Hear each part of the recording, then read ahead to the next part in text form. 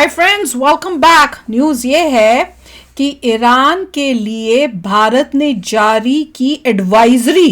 वो जानिए क्या होगा ईरान इजराइल युद्ध का भारत पर असर। तो चलो वीडियो शुरू करते हैं। वीडियो शुरू करने से पहले अगर आप चैनल पर नए हो और आपने अभी तक सब्सक्राइब नहीं किया तो जल्दी से पहले सब्सक्राइब के बटन और बेल आइकन को क्लिक कर लो ताकि आपको हमारे सारे न्यू वीडियोस के नोटिफिकेशन मिल जाएं जैसे हम अपलोड करें। अगर आपको वीडियो पसंद आता है प्लीज लाइक एंड शेयर। चलिए शुरू करते हैं। देखो, हमारे लिए, हमारा जब बोलते हैं मतलब है इंडिया के लिए जो है ये हर जगह मुसीबत ही हो रही है, क्योंकि हमारे रिलेशनशिप सबके साथ अच्छे हैं और जिनके साथ हमारे अच्छे हैं वो दोनों एक दूसरे से लड़ रहे हैं। जैसे यूक्रेन और रशिया का हो गया, अब ईरान और इजराइल का हो गया। तो हमारे लिए तो मुसीबत ही है कि किसका साथ दो किसका साथ ना दो, कैसे दोनों को जो है लेके चल सके। बहुत ही मुश्किल सिचुएशन होती है हमारे लिए। तो चलो देखते हैं क्या हो गया। नमस्कार साथियों, स्वागत है आप सभी का अंकित इंस्पायर्स इंडिया पर। लाल बहादुर शास्त्री और महात्मा गांधी जी के जन्म दिवस पर आज आप सभी साथियों के साथ जिन चीजों की चर्चा की जा रही है वो चर्चा ईरान और इजराइल के बीच होने जा रहे इस भीषण युद्ध से पहले की है। इस चर्चा को इसलिए मायने ज्यादा रखा जा रहा है क्योंकि अब तक तो इजराइल में भारत एडवाइजरी जारी कर रहा था, अब ईरान में रह रहे भारतीयों के लिए एडवाइजरी जारी कर दी है और ईरान जाने वाले भारतीयों को कहा है कि कुछ दिन रुक कर जाइएगा। इसके मायने क्या हैं? इसका मतलब यह है कि क्या भारत ये मानने को तैयार हो गया है कि आने वाले समय में ईरान पर भी इजरायली हमले होने वाले हैं? क्या ये मान लिया जाए कि जिस तरह से अभी तक इजराइल पर होने वाले बैलिस्टिक मिसाइल हमलों से पहले हमने अपने लोगों को बता दिया था, ऐसे ही क्या अब ईरान में होने वाले हमलों से पहले हमने बता दिया है? सारी बातें आज के सेशन के अंदर हम आपको बताने जा रहे हैं। मैं आपको याद दिला दूं कि आज इजराइल पर हमने सुबह एक सेशन किया था जब बताया था कि ईरान से लगभग 2000 किलोमीटर दूर से मिसाइलें आकर के गिरी थी कल रात को। इसके ऊपर हमने आज सुबह ही एक सेशन किया था जिसमें बताया था कि लगभग 180-81 के आसपास जो मिसाइलें हैं वो बैलिस्टिक मिसाइलें इजराइल के ऊपर आकर गिरी, जिसकी तस्वीरें भी हमने आपके साथ साझा की थी। आज की अपडेट, अभी की अपडेट यह है कि इजराइल ईरान के ऑयल रिफाइनरीज के ऊपर टारगेट कर सकता है। ईरान एक बड़ा देश है, मतलब अगर आप ज्योग्राफिकली देखें तो इसका क्षेत्रफल इजराइल से कई गुना बड़ा है। इजराइल में अगर टारगेट करना है तो उसकी जगह कुछ चुनिंदा जगह हैं, चाहे यहाँ की राजधानी हो या फिर उसके एयर बेसिस हो, उनको अगर टारगेट किया जाए तो इजराइल का क्षेत्रफल बहुत कम है। इजराइल की तुलना में ईरान का वृहद क्षेत्रफल है। अगर इसको टारगेट किया जाए तो कहां टारगेट किया जाए? तेहरान जो इनकी राजधानी है उसे टारगेट किया जाए, या फिर जो इनकी ताकत है तेल उसको टारगेट किया जाए, या फिर इनकी ताकत के साथ साथ जो ये आजकल मिसाइलें यूज कर रही है न्यूक्लियर पे है। न्यूज आ गई, अब इंडिया में भी आ गई है। मीडिया कवरेज चल रहा है कि इजराइल इनकी ऑयल रिफाइनरीज को टारगेट कर सकता है, क्योंकि दुनिया में ईरान एक बड़ा तेल उत्पादक देश है, यही इसकी सबसे बड़ी ताकत है जिसको ये यूज करता है। ऐसे में अगर आज के टारगेट किए कुछ लोग जो है वो वॉइस प्रॉब्लम लिख करके अपना ध्यान खींचने का प्रयास करते हैं लाइव सेशंस में। बढ़िया है, कम से कम आप ये बात जांच लेते हैं कि सर हमारे कमेंट्स देख रहे हैं या नहीं देख रहे हैं। बस ये आपका तरीका बेकार है। खैर कोई बात नहीं, अटेंशन खींचने की कुछ लोगों में गंदी आदत होती है, उसी तरह की आदतों को आगे बढ़ाते हैं। संभवतः ईरान भी यही कर रहा था। जो हिजबुल्लाह और इजराइल के बीच में चल रही दिक्कत का अब मिसाइल खुद अपनी तरफ लेने वाला है। ऐसे में यहाँ पर खबर बनती है कि इजराइल में टारगेट ईरान ऑयल रिफाइनरी, साथ ही साथ इजराइल ने साफ साफ कह दिया है कि मिसाइल अटैक का उन्हें कीमत चुकाना होगा। इजराइल ने साफ कहा है कि ईरान को कीमत चुकानी होगी जो उन्होंने हमारे ऊपर हमले किए हैं। इंडियन एम्बेसी ने साफ एडवाइजरी जारी कर दी। भारत की तरफ से विदेश मंत्री का भी बयान आ चुका है कि अगर भारत से कहा गया कि मध्यस्थता करिए तो चर्चा करेंगे। अब शुरू से आपको जानकारी सुबह से देना शुरू करते हैं कि एक बड़ा इजराइल के बात करना है करेंगे आया था, और वो ये था कि सर जिस तरह से यहाँ पर मिसाइलें आकर गिर रही थी, जिस तरह से मिसाइलें ना केवल गिर रही थी बल्कि वो टारगेट हिट कर रही थी। मतलब आप देखें तो ये जमीन पर आकर गिर रही थी। तो एक बहुत बड़ा सवाल लोगों के जहन में उठने लगा और वो ये था कि अगर मिसाइलें इजराइल पर आकर गिरी हैं, इसका मतलब इजराइल का डिफेंस सिस्टम फेल हुआ है। तो बड़े सवाल बने, ऐसा ईरान वालों ने क्या चला दिया जो बैलिस्टिक मिसाइल सी दे वर फास्टर नहीं हुआ। देखो एक चीज यहाँ पर जानना जरूरी है और वो ये कि इजराइल के ऊपर हमले हुए, हालांकि कोई कैजुअलिटी नहीं हुई। क्यों नहीं हुई? तो कहा गया कि मोसाद हेडक्वार्टर को टारगेट किया, उसको तो इनके डिफेंस सिस्टम ने रोक लिया। लेकिन इनके एयर बेसिस, जो इनके एडवांस मिलिट्री बेसिस हैं, उनको भी टारगेट किया गया। उनके ऊपर जाकर ये गोले फटे हैं, वीडियो इसके गवाह हैं। भले ही हमें तो नहीं इजराइल दिखे अपनी हैं, तरफ कोई से ये आए कह हैं? रहा बहुत हो confused। या अमेरिका ये कह रहा हो कि हमने सारे मिसाइल हमने न्यूट्रलाइज कर दिए, सारे नहीं बोले। लेकिन सही मायने में ये जो तस्वीरें आग उगलती हुई दिख रही हैं, ये इस बात को बयान करती हैं कि धरती टच कर गई, यानी इजराइल की धरा पर आकर गोला गिरा और वो आकर फटा। आपको याद होगा तो 17 सितंबर के दिन हमने एक सेशन और किया था, अगर ध्यान हो तो याद करिएगा। यमन की तरफ से भी मिसाइल चलाई गई थी जो 1700 किलोमीटर, वैसे उसकी रेंज 2010 किलोमीटर है, 1770 किलोमीटर के आसपास ट्रेवल करके रेड सी से होते हुए इजराइल के ऊपर जाकर गिरी थी। तो सोचने वाली बात यह है कि ये लोग यमन से हूती निकालकर अपनी मिसाइल को चला दे रहे हैं और वो इजराइल की जमीन पर गिरती है और वहां आग लगती हुई दिखती है। इधर से ईरान वाले मिसाइल चला रहे हैं और वो इजराइल की जमीन पर गिरती हुई आग लगाती हुई दिख रही है। तो ऐसे में जब हिजबुल्लाह का अटैक हो रहा था तब तो इजराइल बहुत आसानी से डिफेंस देख रहा था, छोटी मिसाइल, लेकिन जब इतना दूर से मिसाइल आ रही है तो ये अपना डिफेंस सिस्टम फेल क्यों पा रहा है, ये एक बहुत बड़ा सवाल है। तो यहां से दो बहुत बेसिक से सवाल आंसर दो बेसिक से डाउट निकल कर आते हैं, जिनका जवाब भी इसी में है। देखिए ध्यान से समझिए।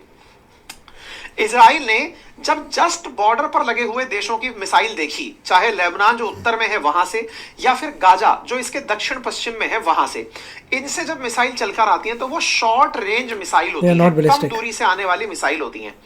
कम दूरी से जो मिसाइल आती हैं उनका डिफेंस देने के लिए इनके पास आयरन डोम सिस्टम है। आयरन डोम दुनिया में बेहतरीन सिस्टम माना गया है जो शॉर्ट रेंज से आने वाली मिसाइलों को हवा में मार देता है। लेकिन ये जो इतना दूर से मिसाइलें आती हैं, ये बैलिस्टिक मिसाइलें आती हैं। बैलिस्टिक मिसाइल का मतलब जिनका जो पाथ है चलने का वो परवलयाकार है। देखिए मिसाइल चलने के दो रास्ते होते हैं, एक सतह के समानांतर चलती है जिसे क्रूज मिसाइल कहा जाता है, और एक सतह से यूं घूमकर ऊपर से नीचे आती है।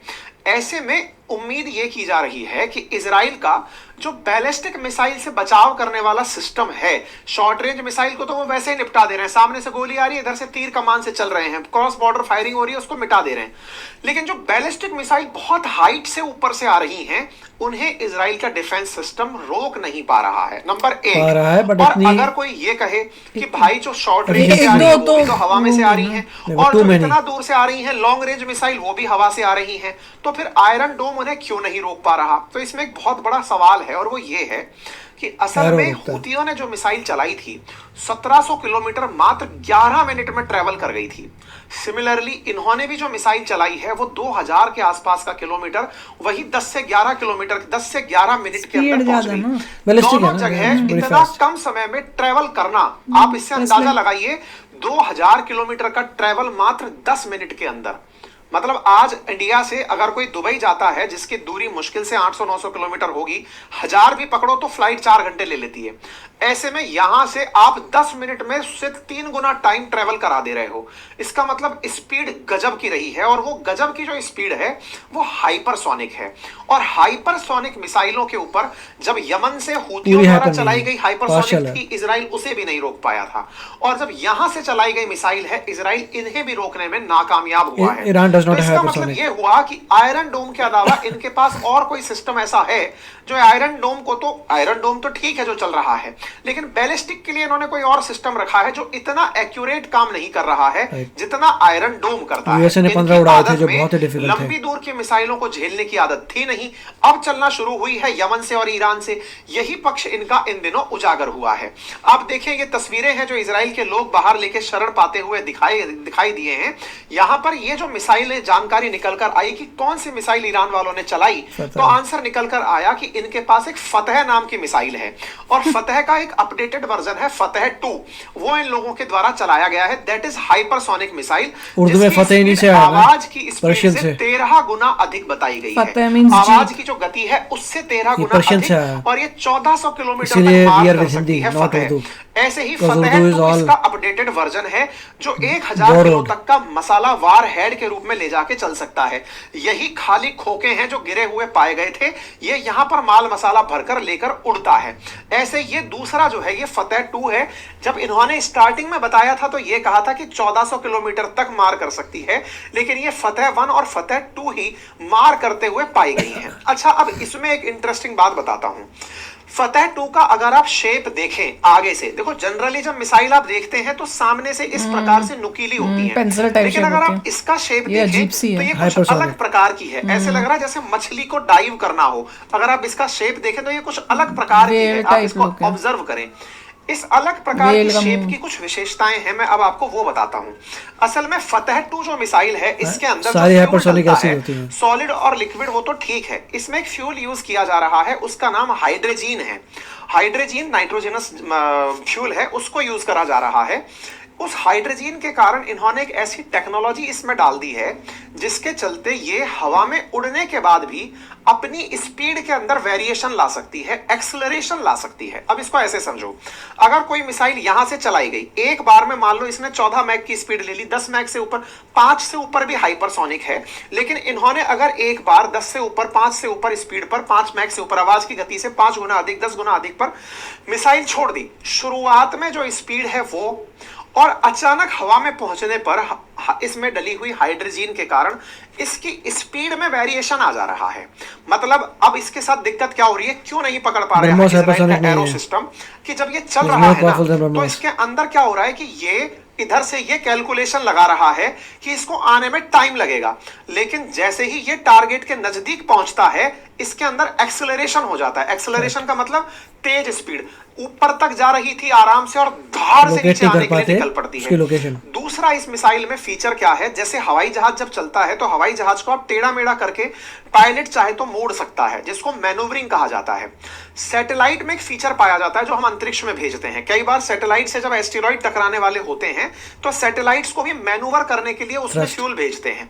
इन्होंने इस मिसाइल में भी हाइड्रोजन के माध्यम से मैनूवरिंग का फीचर डाल दिया। मैनूवरिंग का मतलब क्या है, अगर कोई व्यक्ति इस मिसाइल पर कोई टारगेट कर रहा है, इसकी तरफ कोई हीटेड आर्टिकल अटैक करने आ रहा है, तो ये मैनूवर करके अपनी दिशा बदल सकता है। मतलब इस पर कोई लक्ष्य मारने आया, ये दिशा बदल करके दूसरी तरफ से निकल गया, सामने से आती हुई हीट को देखकर दिशा बदलकर साइड हो गया। इस दो कारगर के कारण, एक्सेलरेशन और मैनूवरिंग, इसके कारण ये जमीन पर जाकर के टच हुआ है। ये बात इजराइल को भी पता है और यही कारण है कि वहां पर बैठकें चल रही हैं इस बात को लेकर कि इन्होंने जो मिसाइलें यूज की हैं ये उन्नत किस्म की मिसाइलें हैं, साधारण मिसाइलें नहीं हैं। इन्होंने फतेह 2 फायर पावर यूज की है जिसके अंदर 5 मैक से ऊपर की तो स्पीड उन्होंने दुनिया को बताई थी। इसमें हाइड्रोजन नाम का फ्यूल था जो एक्सेलरेशन और मैनूवरिंग के लिए जाना जाता है एटमॉस्फेयर में पहुंचकर। यानी कि एक बार इन्होंने हवा में गति ले ली, उसके बाद में ये परिवर्तन ला सकते हैं, ये बड़ी चीज थी। मैं ये सोच रही थी ये सब सुन के कि इतनी टेक्नोलॉजी इनके पास आई कहाँ से जो इन्होंने बना लिया, किसी ने हेल्प की कि इन्होंने खुद बनाई है। ईरान जो है काफ़ी समय से अपनी रिसर्च कर रहा है, तो ये माननी पड़ेगी कि they have their own research. मगर इसमें देखिए ब्रह्मोस जो है सुपरसोनिक है, हाइपरसोनिक नहीं है, तो हमें इंडिया को भी हाइपरसोनिक बनाना है। ये ईरान जैसा देश वो बना के बैठ गया। देखिए जैसे ईरान ने अभी तक डिक्लेयर किया था हाइपरसोनिक नहीं है, अब पता लग रहा है जो भी ब्रोकन वर्जन है वो उनके पास है। तभी तो यूएसए ने सैंक्शंस लगाए, तो उन्हें पता था ये ऐसे ऐसे काम कर रहे हैं पीछे। और यूएस के जो डिस्ट्रॉयर्स खड़े हुए थे वहां पे, उनका पर्पस ये था कि जो मिसाइल्स बहुत ही कॉम्प्लिकेटेड हैं, जो बहुत ही फास्ट हैं, जो इजराइल नहीं प्रोटेक्ट कर सकता, वो यूएस ने 15 के करीब घेरी थी। जब एक क्वेश्चन आया था कि मतलब जब न्यूज़पेपर्स में आया था कि यूएस ने 15 मिसाइलें घेरी हैं, तो सबने सोचा था कि 15 ही सिर्फ क्यों घेरी हैं, क्योंकि जो इजराइल काउंटर नहीं कर सकता, जो इतनी एडवांस थी, उनको यूएस ने आयरन डोम जो है वो उसको नहीं कर पाएगा टैकल, उनके लिए वो शिप्स मोस्ट लाइकली हाइपरसोनिक थी या कुछ ज्यादा था, उसके लिए शिप्स खड़े थे यूएस के। यूएस का टेक्नोलॉजी है टू डाउन देम, तो यूएस ने 15 उनकी वो उड़ाई हैं और कुछ जो रह गई होंगी वो वहां गिरी हैं, but they are very few, क्योंकि बनानी, क्योंकि यहाँ पे भी न्यूज इतनी आ रही है कि कोई मेजर डैमेज नहीं हुआ है इजराइल को, और इजराइल भी यही बोल रहा है।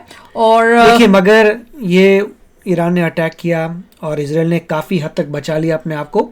जब इजराइल अटैक करेगा तो ईरान कैसे बचाएगा, दैट इज अ क्वेश्चन। बिल्कुल, क्योंकि इन्होंने तो अपने आप को सेव करने के लिए किया और यूएसए साथ था हेल्प अब यूएसए जो है अपनी देगा हाइपरसोनिक मिसाइल्स, फिर तुम कैसे बचोगे उससे? फिर क्या करोगे, ये सोचो। इनको लगा था इनके पास ये बड़ी तगड़ी है जो इन्होंने छुपा के चुपचाप रखी हुई थी, छुपा रखी होगी, राइट? क्योंकि इसका पर ऐसे लगता है यूएसए को पता था इसके बारे में, तभी पहले से बैठे हुए थे, वेट कर रहे थे वहां पे कि अगर ये इसको छोड़ेंगे तो उनको वहां पे डिस्ट्रॉय करने के लिए। क्योंकि आपने कोई ये फुटेज नहीं देखी कि बिल्डिंगें गिर गई, नहीं आग, अरे अगर लोगों का या मेजर नुकसान होता तो इजराइल तो भाई ये तो तो क्योंकि इजराइल जो है बचा पा रहा है इसलिए वो अभी चुप है। राइट। अगर करा होता जो ईरान चाहता था, अगर वो हो जाता तो अभी तक आपको पता नहीं कि इजराइल क्या करता। ये तो इसलिए है कि मेजर डैमेज कुछ हुआ नहीं है, इसलिए इजराइल धीरे धीरे वापस जवाब सोच रहा है क्या करना है। हाँ, इसलिए कर रहा है। नहीं तो उसने सोचना नहीं था, फिर तो पूरा उसने ईरान के ऊपर कर देना था। मोस्टली तो यही एस्टिमेट है कि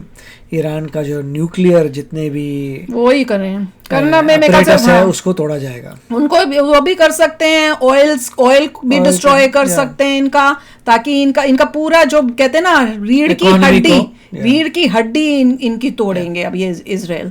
तो चलो यार, अभिषेक करना अपने थॉट्स चलते हैं। मिलेंगे नेक्स्ट वीडियो में बहुत ही जल्द। Till then take care and bye bye. तो अगर आप मेरे इस चैनल पे नए हो तो जल्दी से सब्सक्राइब के बटन को हिट करो और बेल आइकन को क्लिक करो, ताकि आपको मेरा जब नया वीडियो मैं लगाऊं आपको उसके बारे में जल्दी से पता चल जाए।